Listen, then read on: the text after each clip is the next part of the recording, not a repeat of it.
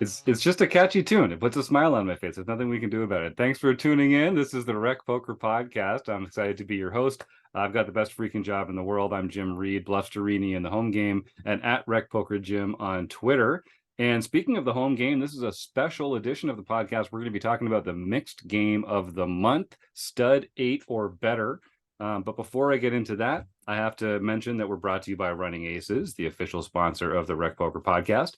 And we really depend on the support from our sponsors and our premium members because most of what we do here is free. We're a largely volunteer-based organization, and you can get a free account at Rec Poker yourself by just heading on over. All it takes is an email address and a smile, although we do insist on both. And if you want to take your game to the next level, join our premium membership and get involved with some of our training material. It's only $15 a month, and you can get your first month for only $5 when you use the code RECPOKER at checkout. Now, you get used to hearing my voice on Mondays because they let me host the show, but I am just one of the guys and gals on the wrecking crew, which is what we call our leadership panel here at Rec Poker. And I'm privileged to be joined by several wrecking crew members tonight on the show. If you want to find out more about me or the rest of the wrecking crew, you can go to rec.poker/crew, but you can also just listen up because you're going to meet a few of them tonight, starting with John Somsky. I'm John Somsky, also known as Poker Geek MN Everywhere, and I coordinate our home games. And I'm Rob Watson. You can find me as Rabman50 just about everywhere. And you can also join us for our book studies on the first and third Wednesdays of each month. I'm Taylor Moss. You can find me on Twitter at Taylor_Moss or as Gopherboy TJM in the Rec Poker home game, which I stream live Wednesday evenings, 9 p.m. Eastern, 8 p.m. Central at twitch.tv/recpoker. And home games are just one of the perks of getting involved in our free membership here. And I mentioned at the top, we're doing our different featured mixed game of the month every month in 2024. On the second Wednesday of the month, you get to play a different mixed game every month in our Player of the Year race. And so every month we're releasing a podcast episode going over some strategy tips for how players that are new to this particular mixed game can get the most out of it. So we'll be releasing these on Tuesday.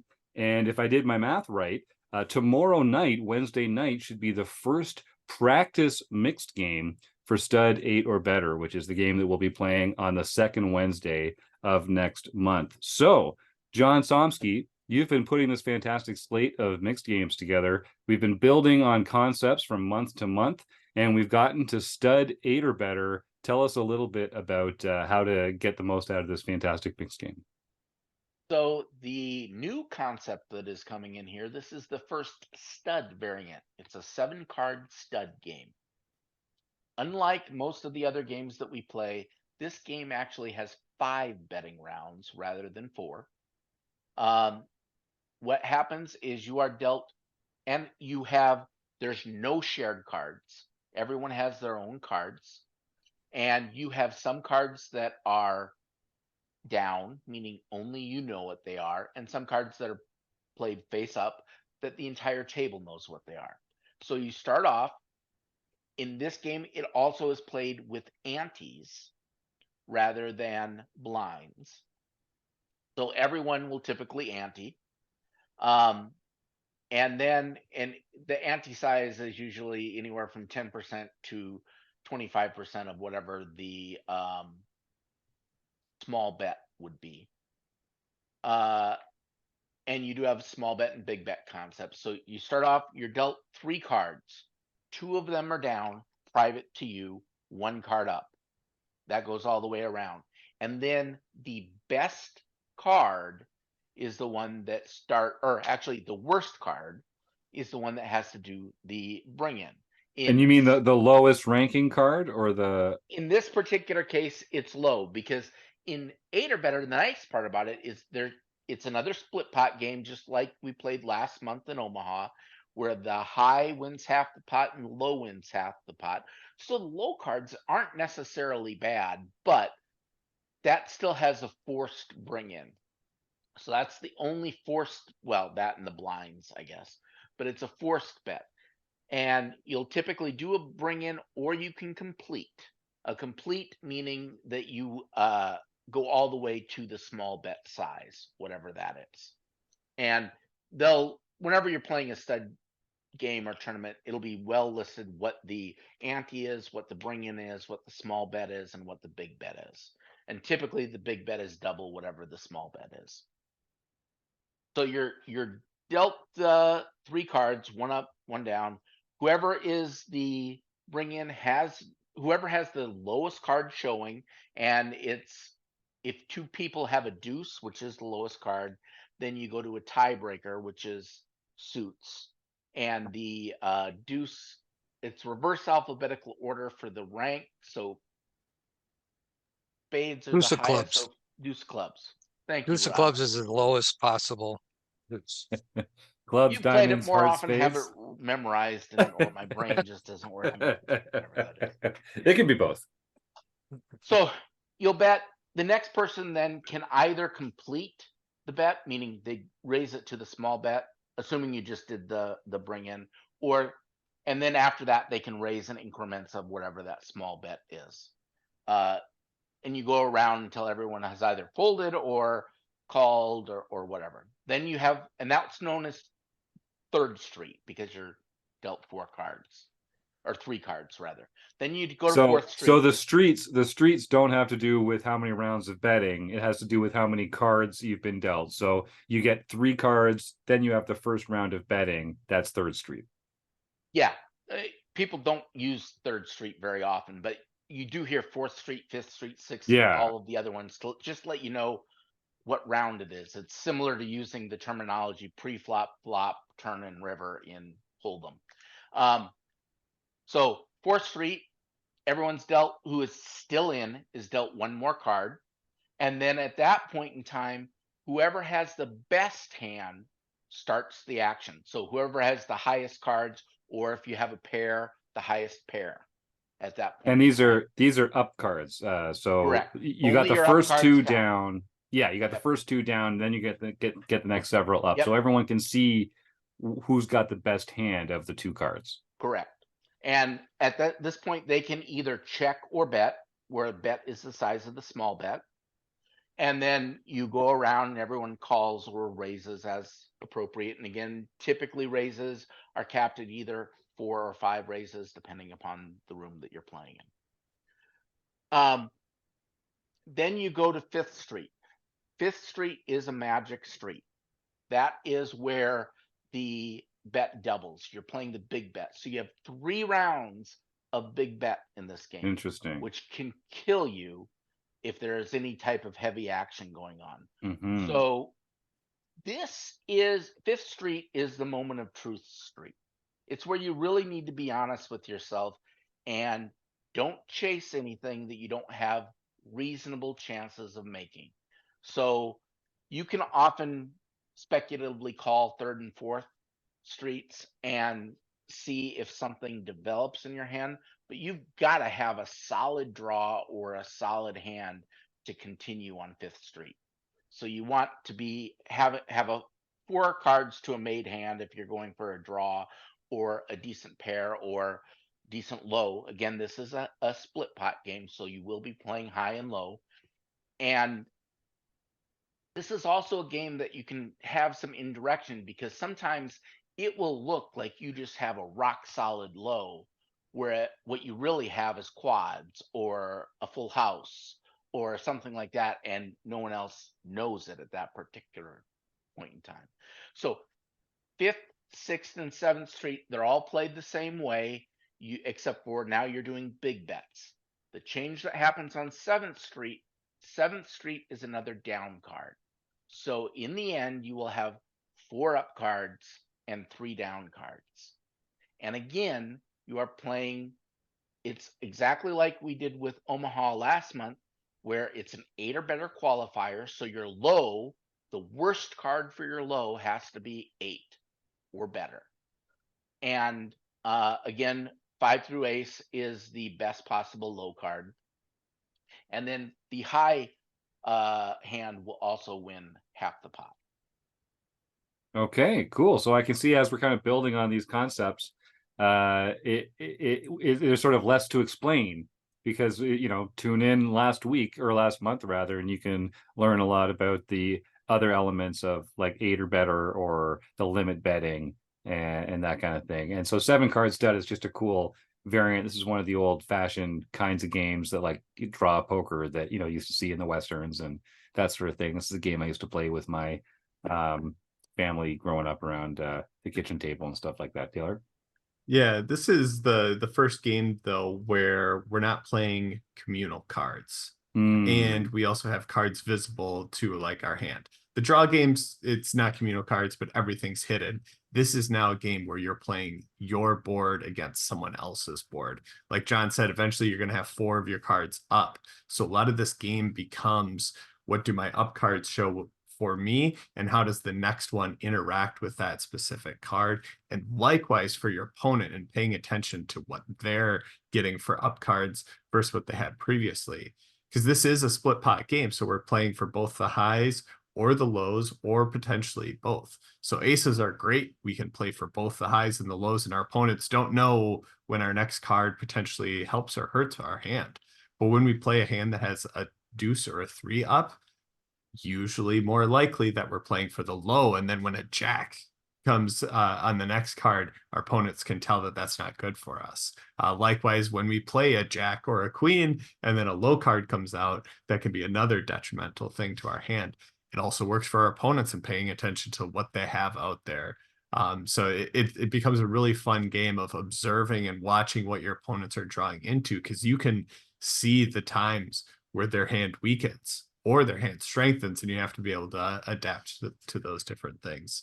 And I guess as players are folding, their up cards are getting removed and mucked. So it's really important to be paying attention to the up cards of every player in the early streets, because then you're going to know what cards are not available for hands that people are trying to make on later streets. Like if you notice that someone's going for a flush draw, and it matters if some of the players folded hearts on an earlier street. Yeah, it's more important in stud to pay attention than most other games, because you have information available to you that is going to go away. When someone folds, their up cards are no longer visible. But that was information that you should have and should be able to take into account. For example, let's say you're dealt ace deuce 5, and everyone else in the board that you see pre-flop becomes you has a 3 or a 4 showing. Right. That's not great for your hand, because you're now limited. Chances of you getting a 3 or 4 are pretty low. So you've eliminated a lot of your straights, you've eliminated a lot of your low draws. So that information is information you have, and you should be making use of it. I love that. Any other thoughts here, guys? Yeah, Taylor? Yeah, another thing. Last week we talked, or was it last? Yeah, it was last week, Omaha 8. We were talking about, last month. That's what it was, yeah. That's the time frame I was thinking about. We were talking about like, hey, be cautious of 8 high lows and like what that means, because it's barely qualifying. In stud 8 or better, since you're not playing communal cards, just having a low becomes a very beneficial thing. John talked last month about how 8s and 9s aren't all that great. I feel like he's doing 8s wrong by looping 9s in with them, because 9s are like terrible in these games. Like they're just like downright worse. But that becomes very clear in the stud 8, because there's a clear line drawn between the value of having an 8 versus having a 9 showing or in your hand, because that is the qualifying piece of if you can have an 8 low or better. So if you have an 8 low and you can see your opponent's cards and they have 3 cards showing that are higher than an 8, well, you're guaranteed half the pot in that situation where you have a made low that's 8 or better, and your opponent cannot possibly have a low. So you have to be very paying attention to those different situations. So there is very much a clear line drawn between the value of an 8 versus the value of a 9 and the up cards that your opponents might potentially have. Rob? I was just going to say, it's the other thing that is very, very similar to Omaha 8 is that you want to scoop. It's the biggest rule. You want to scoop. You want to be able to have the types of hands that can give you both the high and the low, and you can scoop. And I love what Taylor was saying, because it's so easy to see what your opponent has and to determine the strength of your actual hand, much more so than in a flop game where everybody's sharing cards. You don't know what their other cards are. We're here, you know exactly what 4 of their cards are going to be at the end, right? So it's very important. And there's another interesting little rhyme: 3 big or 3 little, but never in the middle. So if you're playing stud 8, you look for 3 cards that are high or big cards, or 3 little cards, but never those medium cards, because they're just going to get crushed, either the high or the low. I love it. Great tip. Anything else on stud 8 or better, gang, or shall we turn this over to this fantastic phalanx of poker pros and celebrities that are coming along right behind us here to offer some fantastic tips on how to play stud 8 or better. So enjoy, and we'll see you a little later on. All right, Chad McVean, give us some advice on how to play stud 8 or better. Stud 8 or better. Well, it is kind of like Omaha 8 or better, where you definitely want to have a lean towards the low. But the one thing with stud is you have so many betting rounds that it's going to cost you a lot if you stay throughout the hand. You start with 3 cards, you're getting 4 more cards. That's 5 rounds of betting, with the last 2 rounds being double. So that can cost you up to 9 big bets, assuming no raises. So you want to start solid. If you don't have anything after the 4th, 5th card, just get out of there. All right, Chris Fox Wallace, give me a tip on how to play stud 8 or better. Man, I could talk about this game all day. I love this game. Nice. The stud 8 variants are like my favorite games. I think something that most people won't tell you. I'm trying to come up with unique advice for these things, because I know you're talking to a lot of people about these things. Something that people won't tell you is the difference in equity for high hands, depending on how many opponents you have. A pair of kings plays great heads up and miserably 3 or 4-handed. Ace deuce 5 plays great 4-handed and not all that well heads up. So go learn about that stuff and how much equity those things have, and then consider that when you're playing those pots. Should I be raising here with my ace deuce 4 when I'm heads up? No, especially against the guy who's showing a king. Why are you raising? You're not raising. If it's 2, 3, 4, really don't raise. You don't even have an overcard then, right? You're just hoping that you're low or some sort of miracle high comes in. So if it's folded around to you in late position, don't be afraid to raise that pair of kings, or that, or especially that 6 that has a buried pair of kings. That's a great spot for that. Raise that up from almost any position, because you're trying to limit the field. But if there's a bunch of low cards behind you and you think 4 people are going to call, just throw those kings away. They're no good. All right, Mike Patrick, give me some advice on how to play stud 8 or better.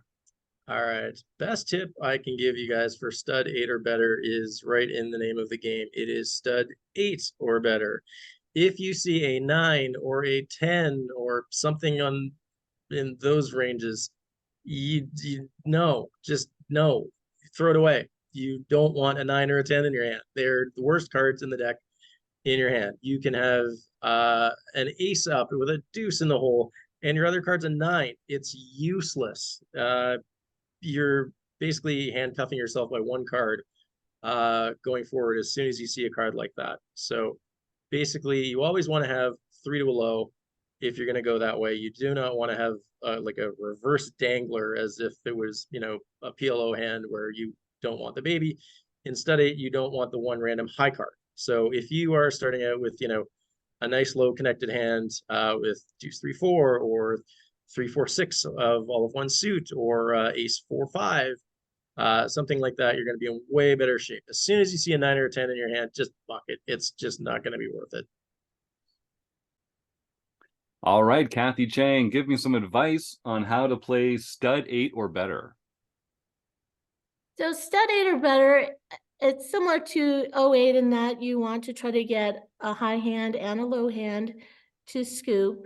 And so to do that, a good starting hand would be like, say, for instance, 3 of a kind, which we would call in stud rolled up. And then also 3 low cards to a straight flush, like say ace, deuce, 3 of hearts, that you could win the high hand. You could possibly win the low hand. And it's really fun to play these hands, because in stud, the bring in would be usually the low card. In stud 8, the low card could also be of help to you. And so if you have a deuce as your up card, that could help potentially give you the 5 card that you need for the low, or the 5 cards that you need for the high, and you could proceed along that way. All right, Robbie Strazynski, give me some advice on how to play stud 8 or better. If you've got a high hand, like a good made high hand early on during the action on 3rd Street, 4th Street, make the lows pay to get them.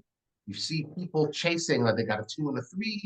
You've already got like a pocket kings down, or even pocket 9s, something like that, or split aces, something of that degree. Charge them.